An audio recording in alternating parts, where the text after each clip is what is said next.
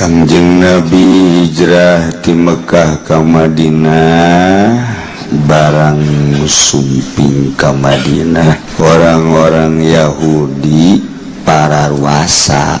Kangjeng Nabi nanya, kunaon make paruasa? Cek orang-orang Yahudi, kami menghormati poe ai kitu lantaran Kangjeng Nabi Musa alaihi salam disalametkeun tina kerman Firaun nu dikerem Kangjeng Nabi Musa masalam.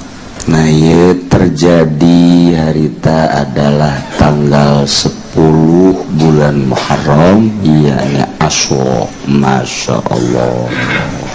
Kangjeng Nabi atuh ana ahakumi kakula leuwih hak batan anjeun.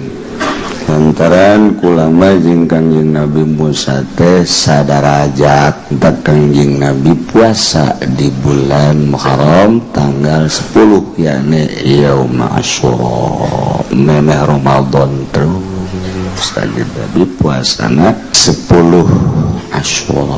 Bahkan terakhir cek Kangjeng Nabi la'istu lamun kuring hirup datang ka gobilin tahun hareup kaula la asumanna at-tasua bakal puasa tanggal 9. Lamun kaula hirup ka tahun hareup lain tanggal 10 bae kula deuk puasa jeung tanggal 9.